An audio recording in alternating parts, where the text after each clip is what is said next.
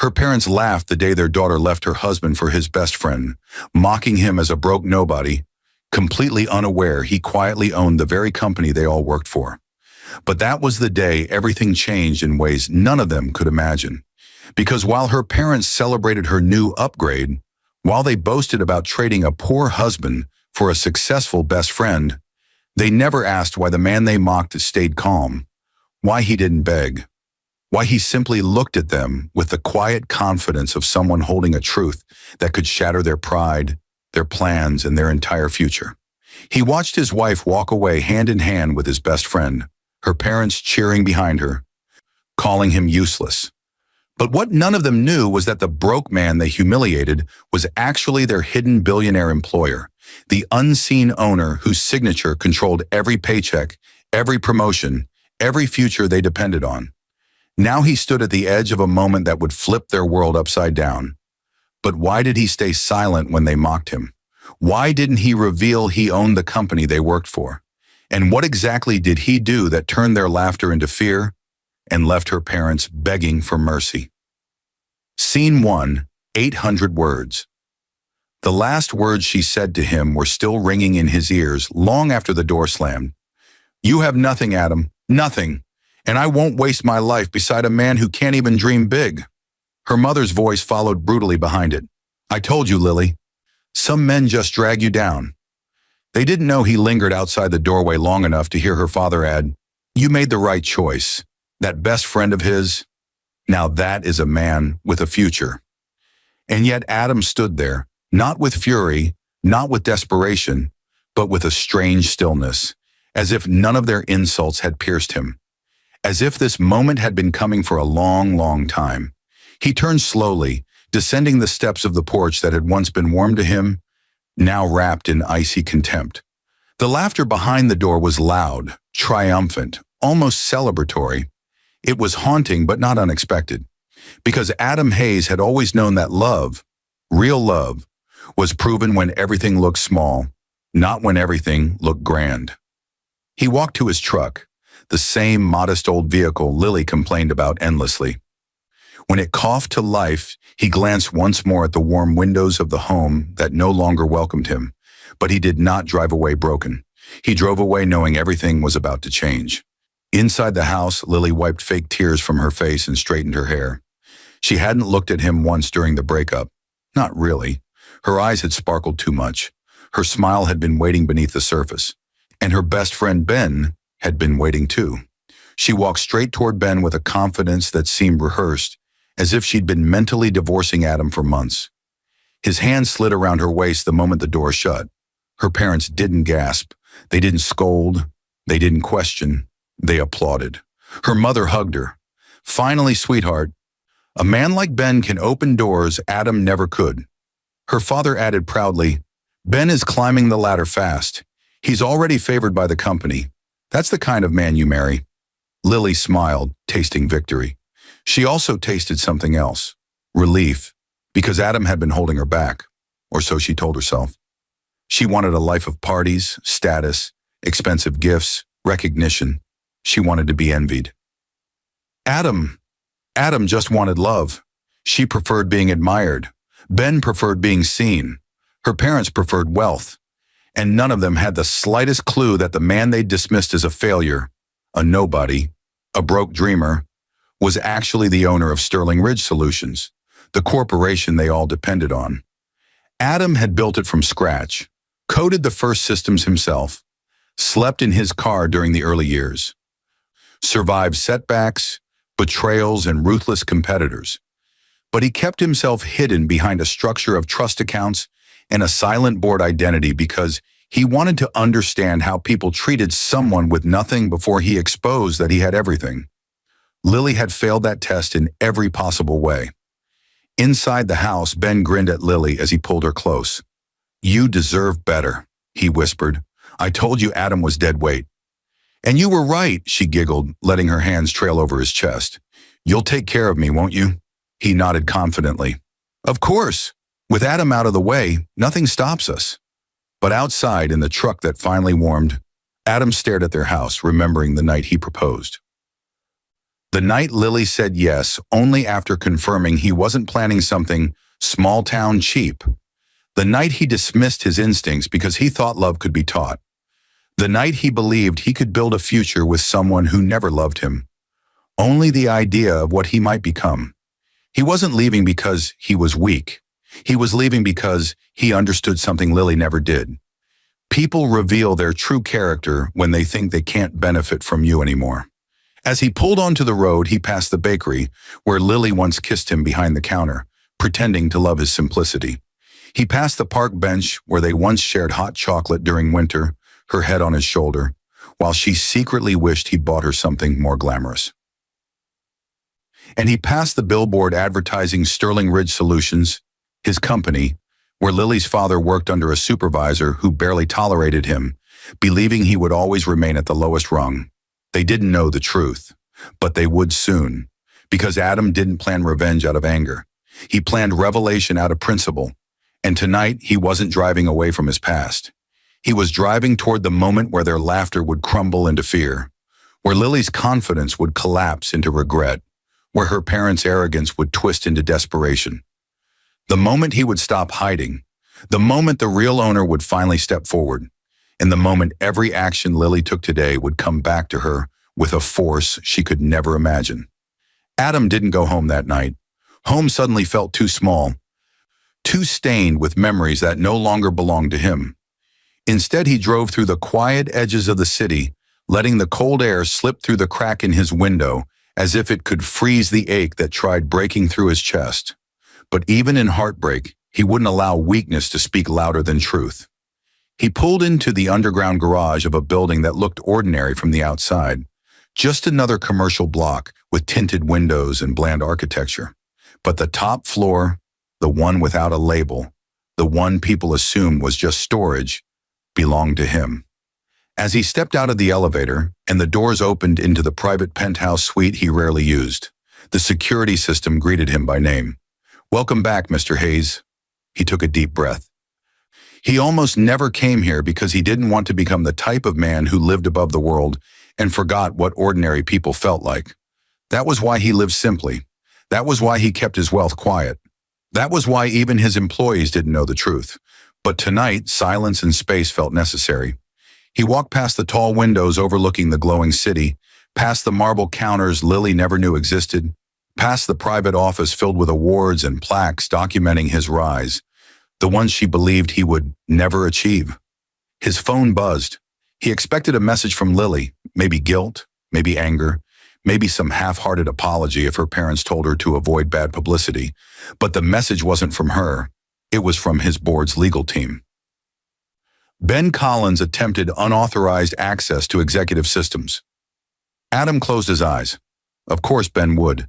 Ben had always been ambitious, jealous, envious of the talent Adam had, even when Adam appeared to have nothing. Adam remembered the boys' group project in high school, how Ben copied Adam's work and claimed it as his. He remembered how Ben always positioned himself near people who could help him climb. And he remembered the night Ben first met Lily, the subtle way Ben looked at her, the quick calculation in his eyes that Adam recognized instantly. But Adam had trusted anyway. He always did. Tonight, that trust had finally collapsed. He typed back calmly, "Lock everything, trace the attempts. I want full mapping by morning." Then he lounged back into the leather chair and let the weight of years settle on him. Lily thought she had traded up. Her parents thought their daughter had finally attached herself to someone on the rise. They convinced themselves that Ben was the future. But Ben didn't know that every office, every department, every digital system at Sterling Ridge Solutions carried Adam's fingerprint, literally and metaphorically. The company could function without many people, but it could never function without its owner. Meanwhile, Lily didn't sleep at her parents' home. She stayed up with Ben in his small apartment that suddenly felt too small for the fantasy she had in mind. She had imagined champagne, luxury, celebration.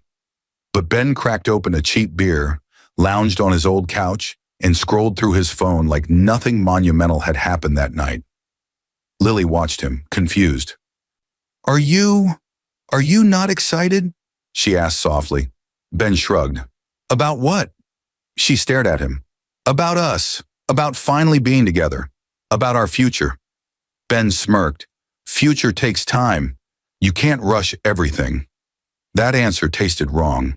She thought leaving Adam meant stepping into a life of more luxury, more ease, more status. But suddenly Ben felt less, much less. She looked at him again and noticed something she had been blind to for years. Ben didn't love her. Ben loved what she represented: comfort, validation, a stepping stone, someone to praise him, someone to make him look desirable. And Lily, desperate for admiration, had mistaken that for affection. Back at her parents' house, her father was already drafting a call to Adam's supervisor at the company. He wrote, "Terminate him immediately. We want no association with that loser." He felt proud typing it, imagining the satisfaction of cutting ties with the man he believed had burdened his daughter. He did not know the supervisor's next email would land directly in Adam's inbox in the morning. And Adam would smile. Because tonight wasn't just about heartbreak. Tonight was about unveiling truth. As he sat in the penthouse office, Adam opened a drawer and pulled out a small velvet box. Inside lay the wedding ring he bought 2 years ago. Simple, elegant, not flashy. Lily had complained about it on and off until she convinced herself she deserved something more glamorous. He stared at the ring for a long moment. Then he put it down gently. Lily hadn't chosen Ben. She had chosen her hunger for status. Ben had simply been the easiest vessel. Adam walked to the window overlooking the glowing city lights, a city that worshipped power, a city that thrived on appearances, a city where the broke man could quietly own everything the wealthy ones chased. He pressed a hand against the glass. Tomorrow would begin something he never wanted, but now understood was necessary. For her parents, for Ben, for the entire company, for himself. The truth was coming, and when it arrived, no one who mocked him tonight would ever forget it. Morning came with a cold, pale light that crept through the skyline like a reminder that everything hidden eventually rises. Adam was already awake, standing by the window of the penthouse, dressed in the same clothes from the night before. He had never looked more calm and never felt more certain. His phone buzzed. The first message was from legal. Unauthorized access confirmed. All attempts linked to Ben Collins' login. Report ready. The second was from HR. Adam Hayes, supervisor received request for your termination. Forwarding to you for review. Adam chuckled under his breath. Quiet, almost disbelieving at how predictable people had become. Lily's father hadn't wasted a second trying to erase him. He wasn't just proud of his betrayal. He wanted it institutionally stamped. Adam replied simply, "Noted. I'll handle it personally." He loosened his shoulders, took a slow breath, and finally stepped into the private executive elevator that would take him directly into the top-level boardroom of Sterling Ridge Solutions. He rarely used it, but today wasn't a normal day. As he descended, his mind drifted back to the beginning, back to when everything felt possible. He remembered the first time he introduced Lily to his childhood friend Ben. They were at a 4th of July barbecue. Ben had worn a shirt 2 sizes too small to show off his gym routine, while Adam had worn a plain tee. Lily noticed.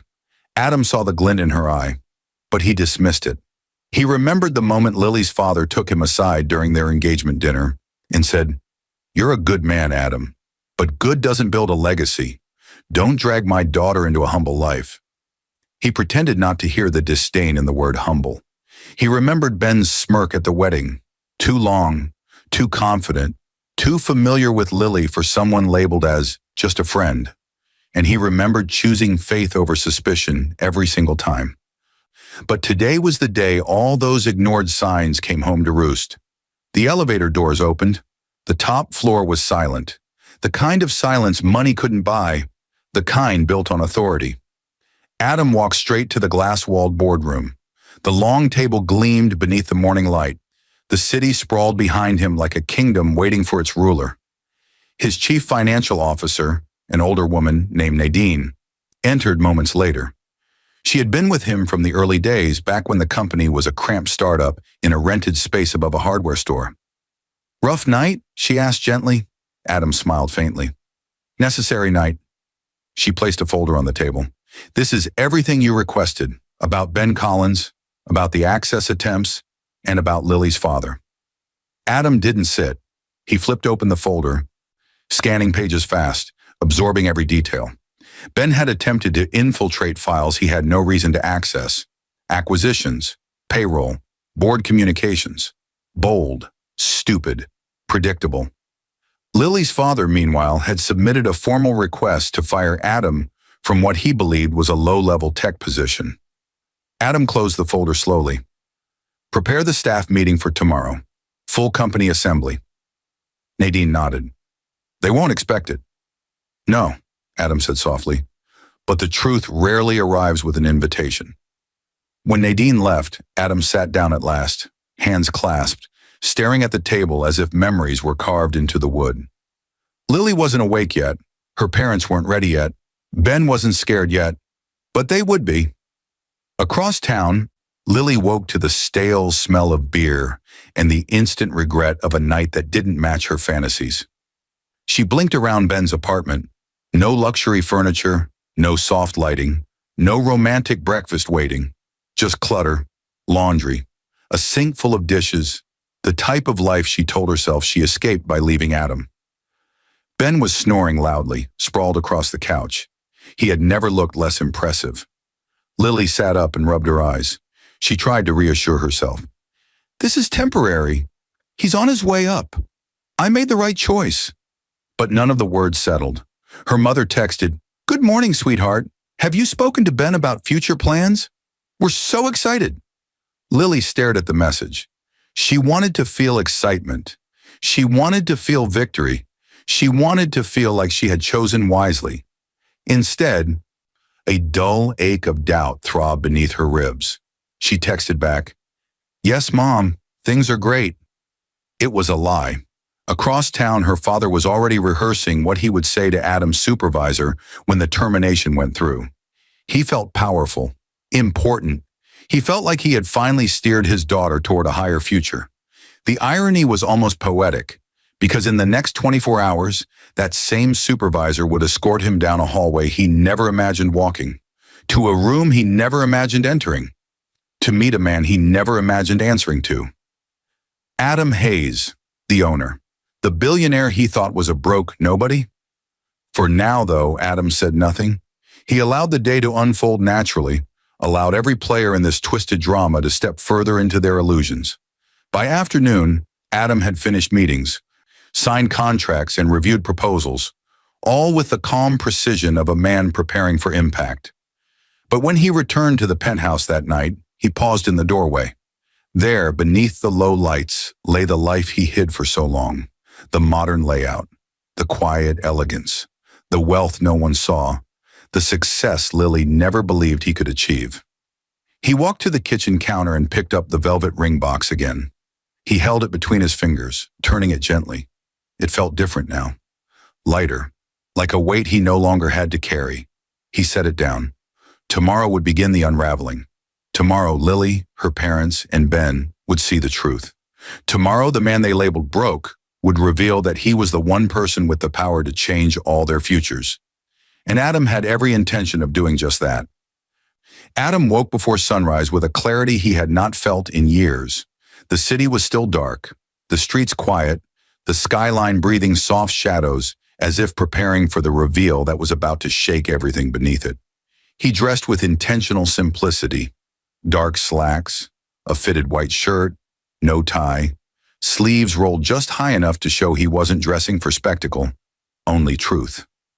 When he stepped into the elevator, the air felt charged, as if the building itself knew what today meant. The doors opened onto the top floor where Nadine waited, holding a clipboard tight against her chest.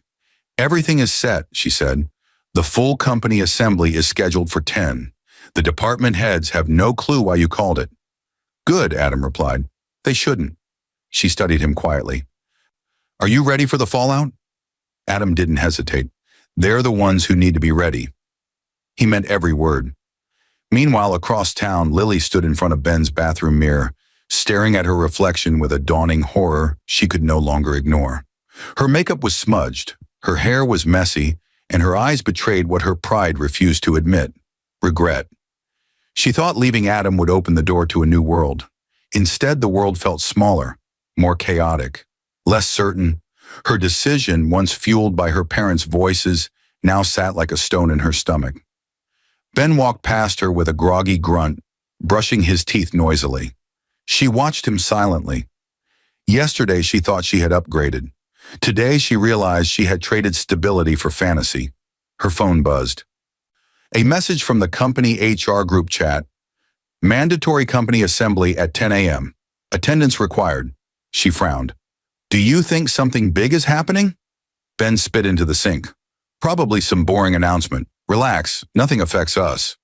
But his voice carried a crack, small but there. Deep down, Ben had been uneasy ever since he failed to break into the executive systems last night. He told himself it meant nothing. He told himself he'd find another way. He told himself Adam was irrelevant, but something gnawed at him, and he didn't realize yet that the report of his unauthorized attempts had already reached the one man he should have never crossed.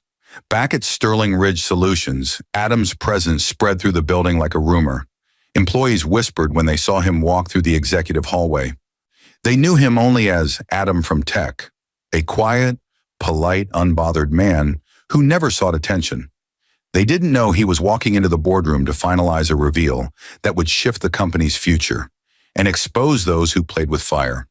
Inside the boardroom, monitors were being set up. A podium had been arranged. Chairs were positioned for the heads of departments.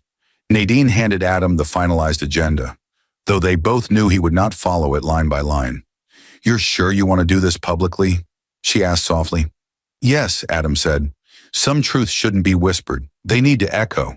He walked to the windows again, his habitual reflection point, and looked down at the employees arriving in the courtyard, unaware of the storm building above them. He remembered Lily telling him once, "No one respects a quiet man, Adam. Speak up. Show people who you are, or they'll step on you forever." He chuckled bitterly. He had finally decided to follow her advice, just not the way she imagined. At 9:45 a.m., the auditorium began filling with employees. Lily sat with her department, crossing her legs, adjusting her blouse, pretending to be relaxed while anxiety twisted inside her. Her co-workers whispered, "What do you think this is about? Maybe layoffs? Maybe a merger?" Ben walked in late, chest puffed, trying to hide his nerves. People greeted him eagerly. He'd always positioned himself as ambitious, charming, going places. He sat beside Lily and squeezed her hand as if he owned the room. But when Adam walked in at exactly 10:09, the auditorium shifted. Hundreds of heads turned. Frowns, confusion, whispers. What's he doing up there? Isn't he just Adam from the tech department? He looks different. Even Lily stiffened. She couldn't hide the slight tremble in her hands. Ben leaned closer. What the hell? Adam walked to the podium with a calm so steady it felt unreal. He scanned the room, the supervisors, the department heads, the interns, the senior staff, and finally, Lily. She froze. Her parents weren't there yet. They would arrive soon, invited personally by Adam without ever knowing why. He began speaking. "Good morning," he said, voice even. "I know many of you are wondering why this assembly was called. And I promise, today we'll answer many questions." The room shifted, restless, curious. Adam continued. "There have been breaches of trust, both within this company and outside of it. And today, clarity becomes necessary." His eyes moved to Lily only for a second, but that second felt like a century. She swallowed hard. Something inside her whispered a warning she wished she could ignore. Ben shifted uncomfortably beside her. Adam pressed a button on the podium, and the large screens behind him lit up with the Sterling Ridge Solutions logo. Not as employees had always known it, but with a signature beneath it. His signature. Gasps spread through the auditorium, but Lily didn't breathe. Ben didn't blink. Adam turned slightly, allowing the screens to illuminate the truth. "My name," he said slowly, "is Adam Hayes, and I am the owner and founder of Sterling Ridge Solutions." Silence, then shock, then chaos. But Lily's world didn't spin. It collapsed. Her fingers went numb. Her throat tightened. Her parents, who were now rushing into the back of the room, froze mid-step when they saw Adam at the podium. Their daughter's broke husband was their employer, their boss's boss, their future. And the man they mocked had just positioned himself as the one person they could not afford to offend. But the reveal wasn't over. Not even close. Adam leaned slightly toward the microphone and spoke with soft precision. And today, we need to discuss betrayal, attempted system breaches, and the false assumptions that have been circulating inside this company. Eyes widened. Ben's breath caught. Lily silently mouthed, "Oh God." And her parents, their legs weakened. The reckoning had finally begun. The room went so quiet that Adam could hear his own breath echo against the wood panels of the auditorium. Hundreds of eyes locked onto him, some in disbelief, some in awe, some in confusion. Yet none carried the panic that sat on the faces of three people: Lily, her father, and her mother. And beside Lily, Ben's confidence had drained so quickly it looked like his skin had lost color. Adam stood firm at the podium, the blue glow of the screens casting a chilling halo across his shoulders. The room waited, uneasy, shifting, trembling beneath the weight of what it did not yet understand. Adam took his time. He glanced at Lily for half a second, not long enough to stir nostalgia, but long enough to make her heart crack under the realization of the truth she threw away. He finally spoke. "For a year," he said calmly, "I have chosen to work among you, not above you.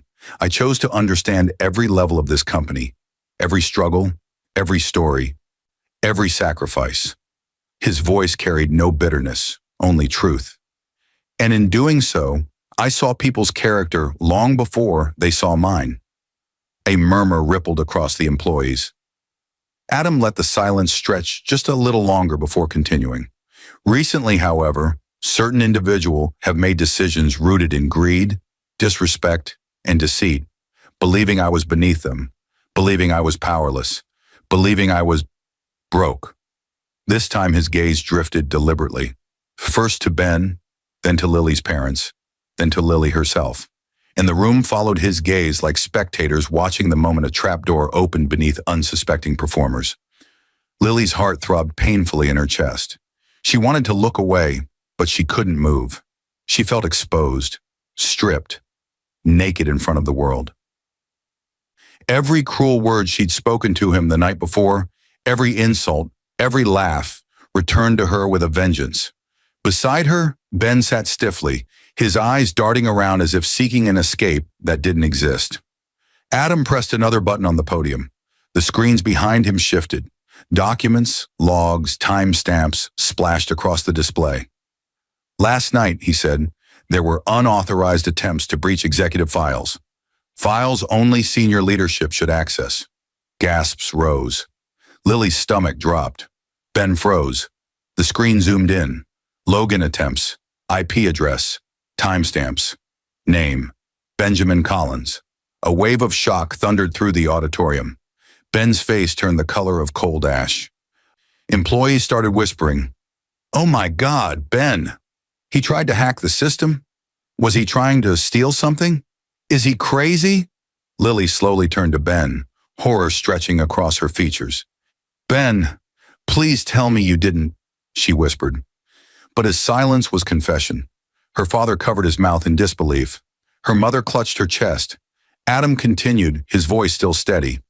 "The individual in question not only attempted to infiltrate executive systems, but has a documented history of undermining colleagues, falsifying performance reports, and manipulating coworkers for personal advantage." Ben bolted up from his chair. "This is ridiculous. You can't pin this on me. Adam raised a hand, not angrily, just firmly, and Ben's outburst shriveled instantly. "Sit," Adam said. Ben sat. He didn't know why he obeyed. But everyone else in the room did. They obeyed because Adam wasn't just an ex-husband or a tech employee. He was the man who owned the air they breathed inside that building. Adam went on. "This company was built on integrity, and those who betray that integrity must face consequences." Ben swallowed hard, but Adam wasn't finished.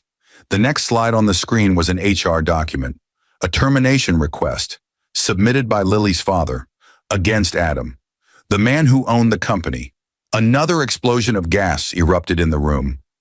Lily's mother nearly fainted. Lily's father gripped the back of his chair so tightly his knuckles bleached white. Adam studied the room, letting the humiliation simmer exactly where it belonged.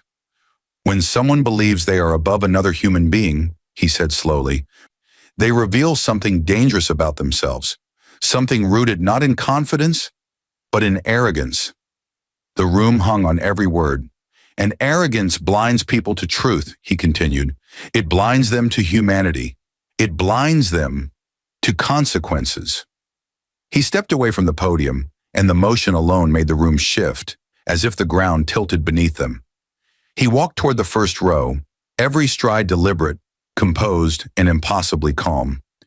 Lily felt her breath hitch when he passed her row, her body stiff, her eyes wide, her pulse erratic. He stopped only when he reached her father and mother, who were seated near the aisle. Her father tried to stand, to create some illusion of dignity, but his knees buckled beneath him. Her mother whispered, "Adam, please." Adam looked at them, not coldly, not cruelly, but with a clarity that made them tremble. "You labeled me as broke," he said quietly. "You saw me as a burden. You tried to erase me from a company I built with my own hands. You cheered when your daughter walked away. You taught her that money mattered more than loyalty, more than kindness, more than humanity." Lily's mother wiped tears. Her father shook uncontrollably. Adam didn't raise his voice when he delivered the blow. "I am not firing you." Her father gasped, relieved, but Adam didn't pause. "I am reassigning you." A hush fell. "You will now report directly to Community Outreach Services. You will serve the corporate foundation. You will learn humility through work that demands compassion, not status."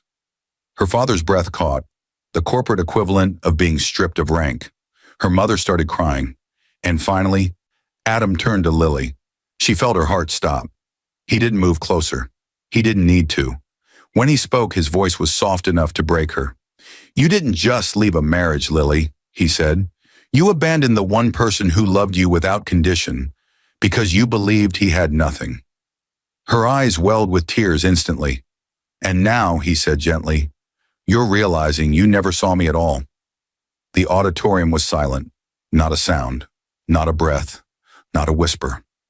Adam stepped back toward the stage, leaving Lily frozen in a fracture of regret she would never escape. "And as for Ben Collins," Adam said, turning toward the podium again. Ben's face crumpled. His fate was next, and the room knew it. Ben's breathing had turned shallow, almost wheezing, as Adam stepped back to the podium. The room felt frozen in a moment that stretched endlessly, as if even time itself wanted to see how this would end. Adam didn't rush. He didn't glare. He didn't grandstand. He simply looked at Ben with the same calmness he'd shown since the moment he walked into the auditorium, and that calmness was terrifying. "For years," Adam began softly, "you presented yourself as loyal, as a friend, as someone who supported me." Ben flinched. "But your actions proved otherwise." He tapped the screen again, displaying a sequence of emails, subtle manipulations, whispered sabotage, small betrayals that painted a clear pattern. It wasn't explosive, it wasn't dramatic, but it was consistent and devastating. "Every step of the way," Adam continued, "you pushed yourself upward by stepping on the people who trusted you most." A few employees shook their heads in disgust. Others murmured in disbelief. Ben looked around helplessly, searching for someone, anyone to defend him. "No one moved," Adam continued. "But last night, you crossed a line you cannot uncross." He switched the screen to the final image. The log of Ben's unauthorized access attempt, circled in red. "You tried to infiltrate executive systems you had no right to touch. You attempted to steal information you did not earn, and you did it because you believed I was powerless." The words hit harder than a shout. Ben finally broke. "Adam, please, listen. I made a mistake. I thought—" "What did you think?" Adam asked calmly. "That I was beneath you? That I was disposable? That I'd always stay quiet while you took what you wanted?" Ben opened his mouth, but no sound came out. His hands trembled uncontrollably. Adam placed both palms on the podium. "You are terminated effective immediately. Security will escort you out of the building. and you are permanently banned from all Sterling Ridge facilities." The room erupted. Gasps, whispers, disbelief. Security guards at the back of the auditorium stepped forward. Ben staggered backward like a man shot in the chest. "Adam, please, please, just give me another chance." Adam didn't flinch. "You had years of chances. You used every one of them to betray people." As the guards approached, Ben's facade shattered. He fell to his knees, gripping the seat in front of him, his voice cracking under the weight of reality. "Please, Adam, I don't have anywhere else to go. My career, my future, my life." Adam's eyes flickered, but not with sympathy, only truth. "You should have thought of your future," he said quietly, "before you tried to destroy mine." Those words ended it. Security pulled Ben to his feet, dragging him up the aisle as he kicked and begged and cried. A desperate, pathetic contrast to the arrogant man who strutted through the office halls only a day before. Employees watched in stunned silence. Some pitied him, most didn't. And Lily. Lily watched the man she'd left her husband for being dragged out of the very building owned by the man she had mocked. Her face crumpled into silent devastation. Adam had not shouted. He hadn't raged. He hadn't humiliated anyone unfairly. He had simply revealed the truth. And the truth destroyed everything she thought she knew. When the doors shut behind Ben, Adam looked out across his employees, not with triumph, not with vengeance, with conviction. "This company," he said softly, "will never be a place where arrogance thrives and loyalty dies. Starting today, we rebuild, on integrity, on humility, and on respect." The room erupted into applause, slow at first, then rising into a roar that filled the entire auditorium. But Lily couldn't hear the applause. Her world had shrunk to a pinpoint of pain, a merciless realization. She had married a man she thought was beneath her, who had been above everyone all along. Her parents sat motionless, too ashamed to move, too stunned to speak, too terrified to even attempt an apology. When the applause faded, Adam stepped away from the podium. The event was over, but the reckoning wasn't. He walked toward the exit, and the path through the auditorium parted like the sea. No one dared step in his way. No one dared breathe too loudly. He was almost at the door when Lily finally found her voice. "Adam," she whispered. He stopped, but he didn't turn. She stood slowly, eyes red, voice trembling. "Adam, please, can we talk? I didn't know. I didn't understand. Her words fell apart. He turned halfway, not fully, just enough for her to see the profile of a man she had lost forever. "You left," he said quietly. "Not because I failed you, but because you couldn't see beyond your own desires. You didn't leave a broke man." Her tears spilled fast. "You left a good one." Her hands shook as she choked out. "Adam, I'm sorry, I made a mistake." He held her gaze for one long second. Then he turned fully toward the door. "No," he said softly. "You made a choice." Her knees buckled. She dropped back into her seat as the truth pierced deep. Her parents stood behind her, shaken, broken, small. Her father tried to speak, but Adam walked past them without a single glance. The guards opened the door for him. As he stepped through, the auditorium erupted again. Applause, admiration, respect that had nothing to do with wealth and everything to do with the dignity he had shown. He didn't need to stay. He didn't need revenge. His silence exposed everything. His truth crushed them. His strength humbled them. His integrity left them begging for mercy. And as he walked out of the building he built from nothing, the world finally saw him for who he truly was. Not a broke man, not an abandoned husband, but the quiet billionaire who owned the company they worked for, and the man who revealed every hidden truth without raising his voice once.